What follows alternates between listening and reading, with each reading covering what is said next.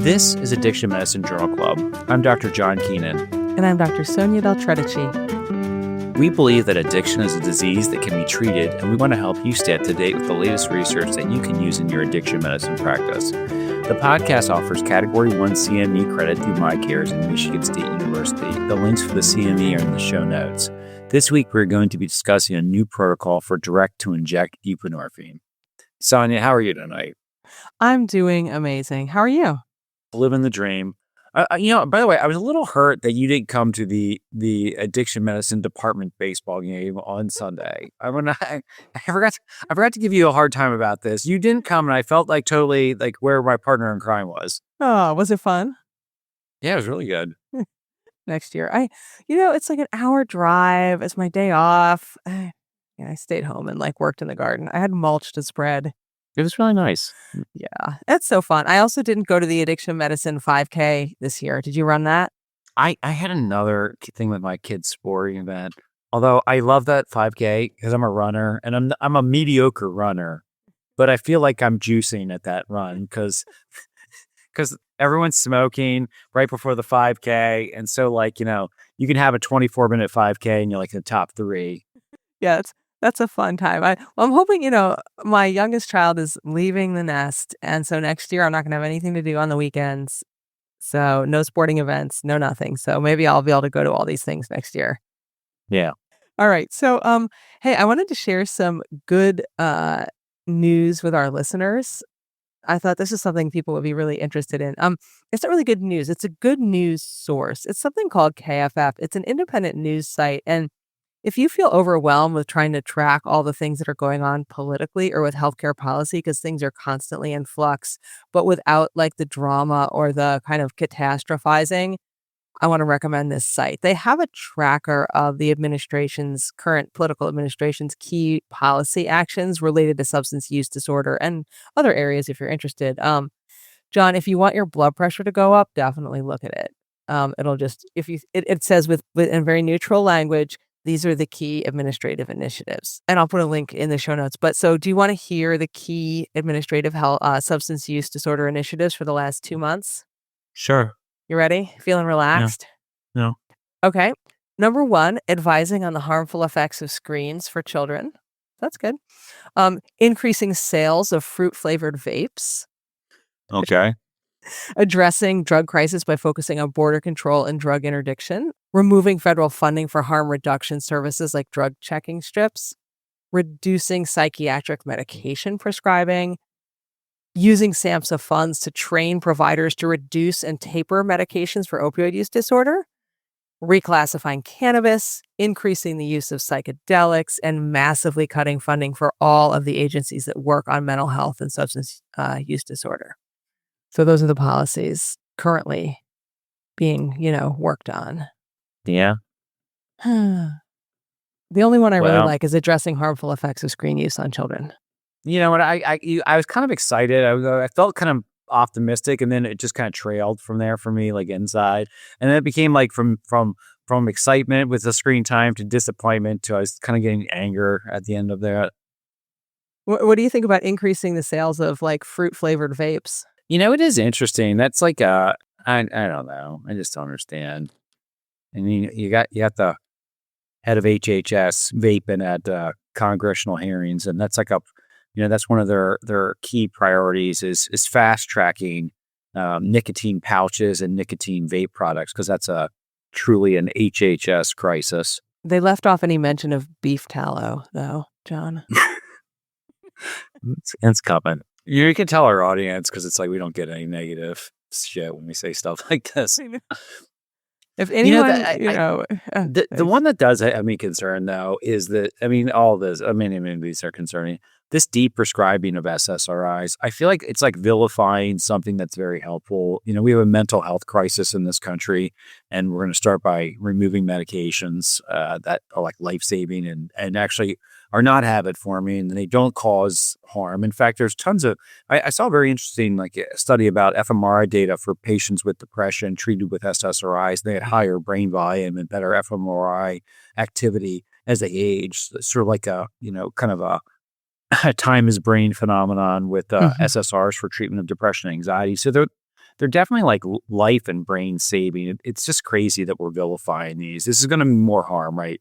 All of our things that are helping people, we're vilifying um, off of like some BS pseudoscience.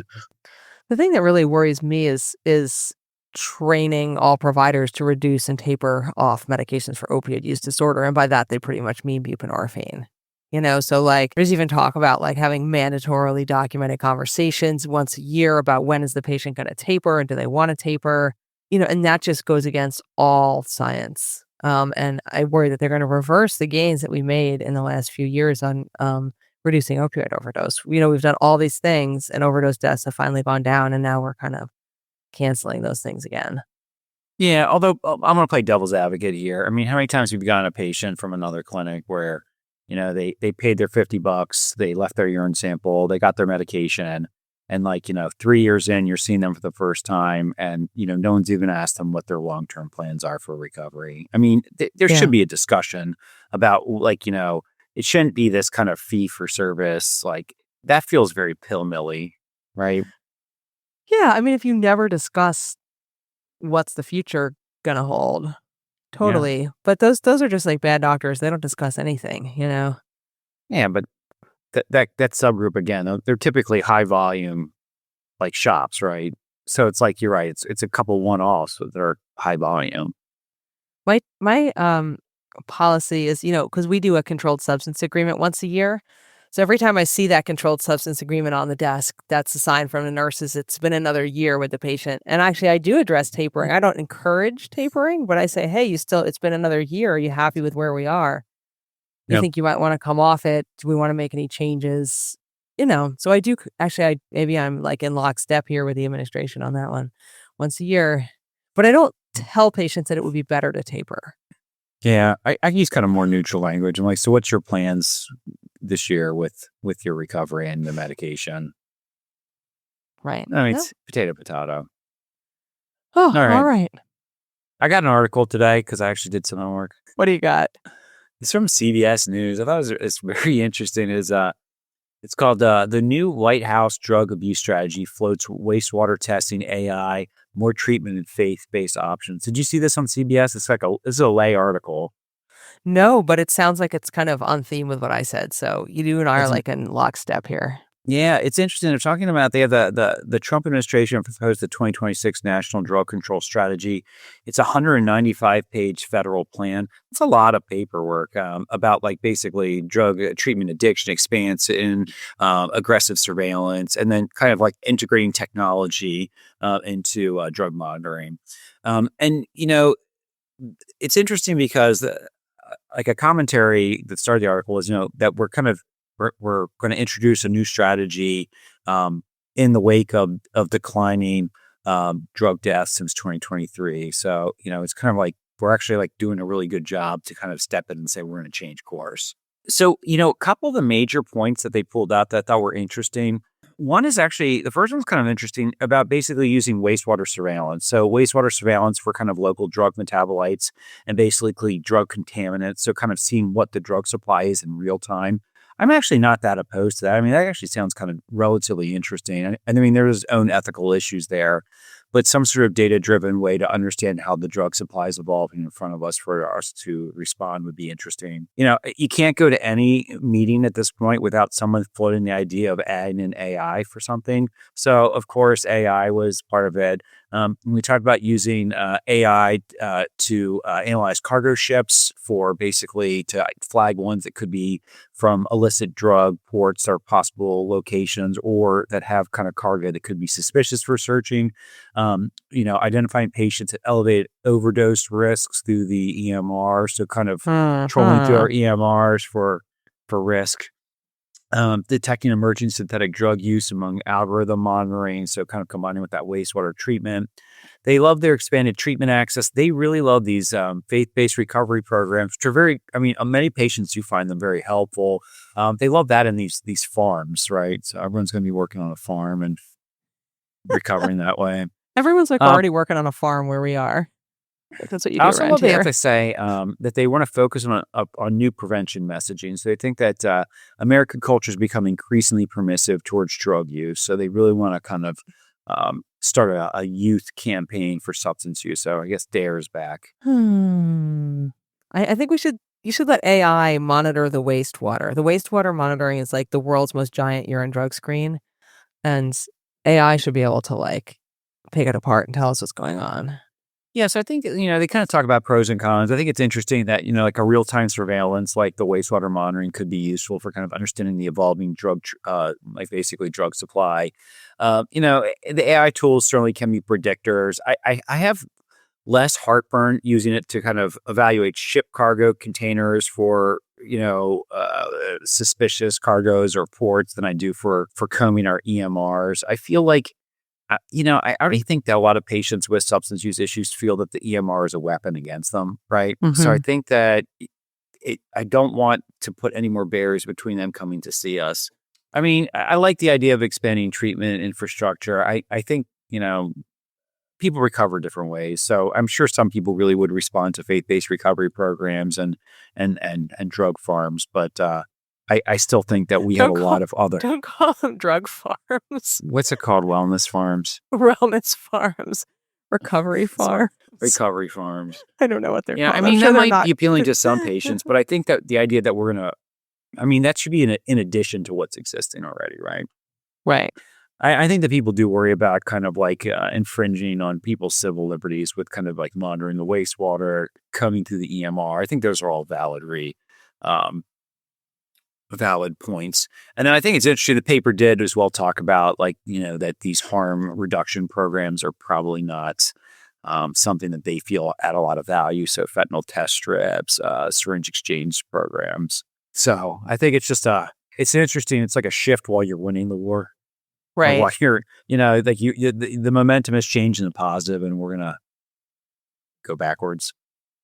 I mean, we'll see. The numbers, in terms of overdose deaths are so complicated and so many factors go in. I hope they'll continue to go down, maybe despite everything we do rather than because of what we do. Sure. You don't sound convinced. No, I'm optimistic in some regards. I mean, it's been a good few years in terms of treating opioid use disorder. Like things have definitely gotten better in the last few years. So I'm optimistic too.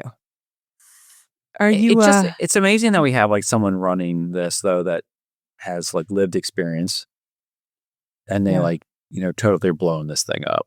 Well, I mean, I think that's the problem with lived experience. Sometimes is people try to extrapolate only from what worked for them to what would work more in general. I remember our recovery support specialists, we both work with the recovery support team, and they told me as part of their training is you have to learn that just because something worked for you doesn't mean it's the best way. And not only is it not the best way for everyone, it might not be the best way in general. You might just have gotten lucky. And that's like a big concept shift for a lot of people. But you'd think our top medical person that wouldn't be such a like hard concept, but he feels like what worked for him is the way to go. Yeah.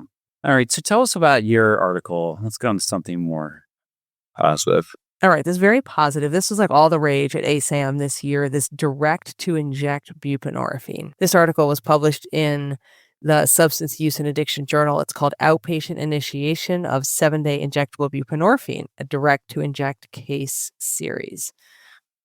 A little bit of background for our listeners. As we know, fentanyl-involved overdose deaths are common, and buprenorphine is an effective treatment, but it's really only used by about 25% of patients with opioid use disorder, and that's not for lack of access. It's mostly patients not seeking out that care.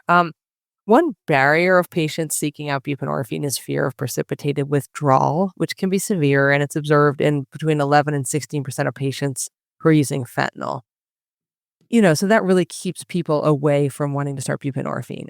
Now, we have these injectable buprenorphine products. They've been available since 2017. Current protocols call for like a 4 milligram sublingual test dose prior to giving the injection. But this test dose, a lot of people say it's like just the right amount to cause precipitated withdrawal, especially in patients using fentanyl, but it's not enough to treat that withdrawal. So that's the dose most guaranteed to give you precipitated withdrawal.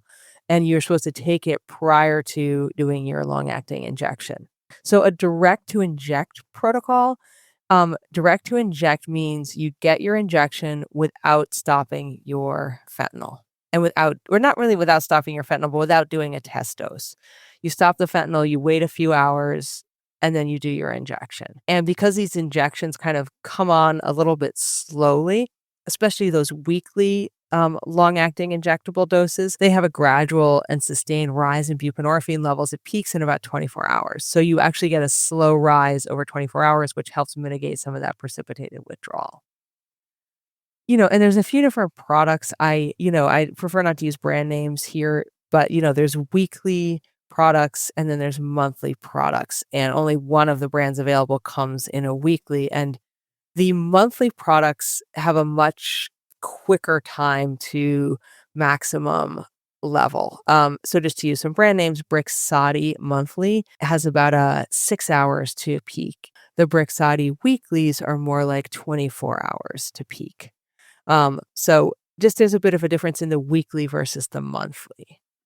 And that's the product that was used in this study.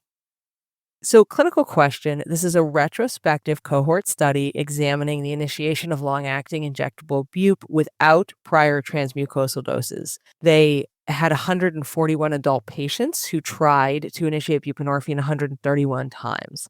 These were adults with opioid use disorder, and they were being treated in various San Francisco and Oakland, California safety net clinics. So recently from March 2024 to May 2025. So this is hot data, hot off the presses.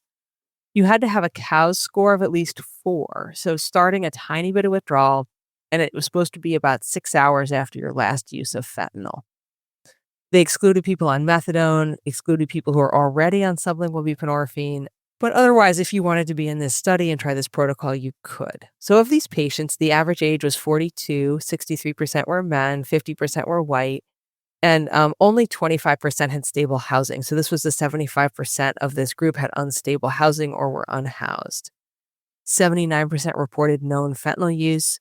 A lot of them had used buprenorphine before. 88% had used buprenorphine before. 10% had done a direct-to-inject initiation before. And about 47% were using methamphetamine or had used it very recently. So a very disadvantaged population, a group of people that that really struggle. So that's who was in the study. And again, retrospective cohort study. So patients were asked if they wanted to try this protocol. And if they did, their data was recorded. The intervention was that you got a weekly shot. So you said you wanted a direct-to-inject protocol. You got a weekly shot, either 8, 16, 24, or 32 milligrams. And the provider would choose what the dose was. So the higher doses were more likely to treat existing withdrawal, but the lower doses were more likely to avoid precipitated withdrawal. So if you were already in a lot of withdrawal and you wanted to take a higher dose, you could do that. If you were feeling good and you were worried about precipitated withdrawal, you could take a lower dose. So you got a single injection, and then they gave you adjunct medication. Plus, you could continue to use your own fentanyl if you wanted to after you got the injection. After 24 hours, you came back and you could either get sublingual buprenorphine if you wanted to. You could get another injection, a weekly injection, or you could do a monthly injection. Or if you didn't want any of those, you could schedule an injection in a week. So basically, day 1, injection. Day 2, any kind of buprenorphine you wanted. Weekly injection, monthly injection, sublingual bup, or nothing. And you could continue to use your own fentanyl during this protocol if you needed to treat withdrawal. So that's what they did. The outcomes was treatment retention at 7 days, 30 days, and 90 days. And what was your withdrawal severity in the first 24 hours? Because that would be like the precipitated withdrawal window. And they followed patients for about 90 days. So what do you think of the study setup, John? It's kind of like a really interesting setup, right? Yeah, it was really interesting. And I'll talk about strengths and limitations. But it was very much this is what we're doing right now paper. The protocol was sort of in flux. There was a lot of different options, and they just kind of tried it out and saw what happened. So in terms of strengths, this is very unique data. It's the first report of 90-day outcomes in a direct-to-inject protocol. The protocol itself was pretty unique, giving a monthly injection 24 hours after a weekly injection, which was what most patients got. I didn't think funding would cause bias. It's funded by NIDA. This is a very hard to reach population, and they had a variety of clinical settings. So this really allows for proof of concept in different settings, but there will be site level differences, and that may impact success. And finally, withdrawal, it was interesting. Rather than using a traditional COWS, which is a clinical opioid withdrawal score that we use to monitor or to assess withdrawal, they just scored it on more of a subjective patient experience scale. So I don't know if that's good or bad. It makes it harder to compare this to other studies, but it actually is a little more patient-centric, and it's like more, what was your experience with the withdrawal? Because you might have a lot of symptoms, but not even be very bothered by it and count it as mild even though you have symptoms. Some limitations. This was a retrospective cohort study, not a randomized controlled trial. There's no comparison group. And with that, patients self-selected into the study, and many had prior experience with the protocol and self-selected in. You'd think that would increase the likelihood of success. It wasn't huge. 131 protocols carried out. They had a lot of missing data. About 21% of patients' withdrawal data was missing. And the only outcome was retention in treatment. And I know that that's like a main outcome with buprenorphine treatment, and it's also easier to measure, but there was no outcome about drug use, quality of life. And we often use retention in treatment as a surrogate for patient satisfaction, but of course they're not exactly the same. They also didn't do any urine drug screens to confirm fentanyl use or confirm other drug use. They just did patient report. And then because this really was a descriptive study, they learned things over the course of deploying this protocol and eventually kind of changed it throughout the course of the study. So I said before, you had a lot of choices about what dose you would choose for patients, but eventually they kind of realized that initiating with 16 or 24 milligrams and then 24 hours later getting the monthly injection, that was really the most effective. And most patients ended up getting that kind of combination of medications. So, some strengths and some limitations, but a super interesting protocol. Ready to hear about the results? Yeah. So the biggest result and the most unique result is 90-day retention, and 43% of these patients were still retained in treatment, meaning still coming for buprenorphine at 90 days, which for a mostly unhoused, unstable population, that's great. 43% were in treatment still at 90 days who started with this protocol. If we go back a little shorter, we had 72% came back after the first injection. And of those, 88% chose to get a monthly injection as their second buprenorphine dose. 69% came back at 7 days and 68% at 30 days. So people like this protocol enough to come back for a few additional injections. So I think that's the retention and cure data. It's pretty good. The withdrawal results, this is one I was super interested in. So 37% had no withdrawal. And so this is our deadly fear of precipitated withdrawal, the reason for all of these super complicated protocols for starting buprenorphine. And these are patients who are taking high-dose opioids and getting an injectable buprenorphine. 37% no withdrawal at all. 31% mild or moderate withdrawal. 11% had severe withdrawal with their injection. But of those, 80% returned for a subsequent injection. So it didn't turn them off the process, even though they had severe withdrawal. And then, of course, a lot of missing data. 21% had missing data. So even if you assumed all those people had severe withdrawal, it would still be less than people who had no withdrawal at all. And then, they looked at a bunch of different subgroups. So how long it had been since your last opioid use, what was your initial weekly injection dose, what was the COWS score, there was no difference in terms of 90-day retention in any of those groups based on how things went kind of at the initial injection. So it didn't really seem to make a difference how you started it or how people felt at the beginning. So what will I do with these results? The direct-to-inject buprenorphine initiation, it demonstrated favorable tolerability, good retention in a high-risk population in a variety of settings. So I really think it's a viable pathway to long-acting buprenorphine treatment for individuals using fentanyl who may not tolerate traditional initiation methods, who may not be able to do that sublingual dose, who find the kind of micro-induction where you take a small dose, slightly increasing every day, sublingual, too complicated. In my current practice, there's some administrative barriers to ordering the medicine, but in a bigger site, especially if they could do buy and bill and with the ability to see patients every day, this protocol would be feasible. So what do you think, John? Would you use something like this in your practice? I think it'd be tough to logistically do this in my practice, although I like the idea of it. I could see this definitely kind of being like something used in like a public health sector, like, a local health department where you could have like a mobile clinic or go out to patients, and this would be an option. I think it'd just be hard for me. I can't even get buy and bill yet at, Yeah. in my office. I feel like I've tried so hard. It's just, there's so many barriers. Well, there's having the medication on hand, and then there's, like, what if you're not there 2 days in a row, or the patient doesn't come back on day 2 but wants to come back on day 3? I don't know about you, but I'm in, like, different places on different days, and, like, Hmm. other people in my office won't do these long-acting injectables, so if the patient decides they do wanna come in and I'm not there, they can't get the shot. So, I think it's logistically, it's a little hard. I think it continues to challenge the idea of this oral lead-in really adding a ton of value. I think that's kind of the big thing I think we're taking away here. Yeah, agreed.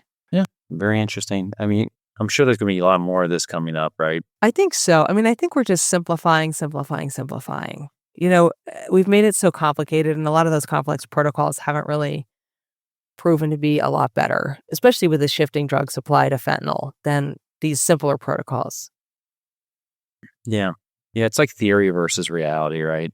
Yeah, for sure. So I really appreciate you presenting that article. I mean, we did get a little bit of talk back. So I want to go over that for a second here. We got a Facebook group comments from Dr. Siri Linkies.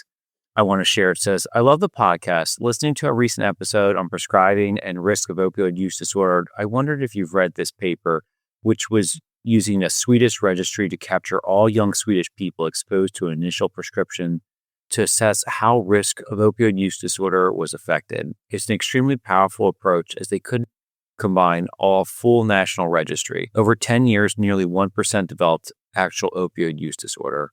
The paper is titled, quote, Risk Factors for the Development of Opioid Use Disorder After First Prescription, a Swedish National Study. And the main results are interesting. Of people who received a first opioid prescription, 0.9% developed opioid use disorder with a hazard ratio of 7.1. Mean time to onset was 3.41 years, so that's pretty fast. The strongest risk factors for the development of opioid use disorder were prior psychiatric and substance use disorders, criminal behavior, parental divorce, poor school performance, current community deprivation, divorce, and male sex.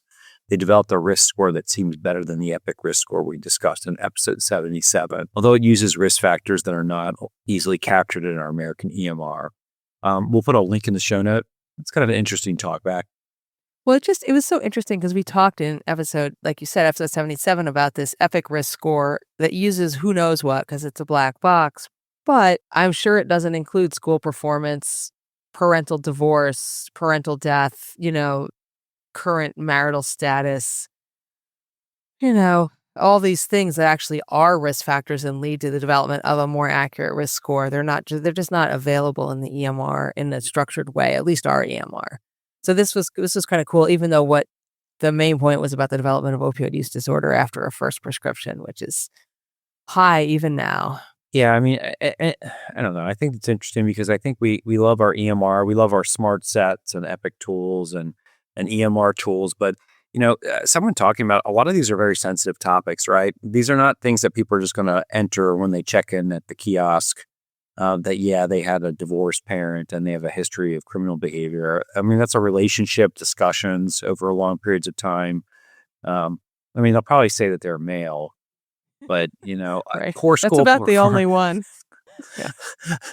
Poor school performance is so variable. I've learned in my career when I do my well childs. You don't do this as an internist, but I always ask so how'd the school year go? And they'll be like, oh, it went well. And I go, they're like, what does well mean to you? And sometimes straight D's, and I'm like, Not a single what? F. We might need to work on that together. Well, yeah, thank you for the talk, Bab. Thank you for listening to the Addiction Medicine Journal Club. The best part of any journal club is the conversation, and we want to hear what you have to say. To have your opinions about the article included in a future episode, send us your comments on social media, email, or join our Facebook group. The links are in the show notes.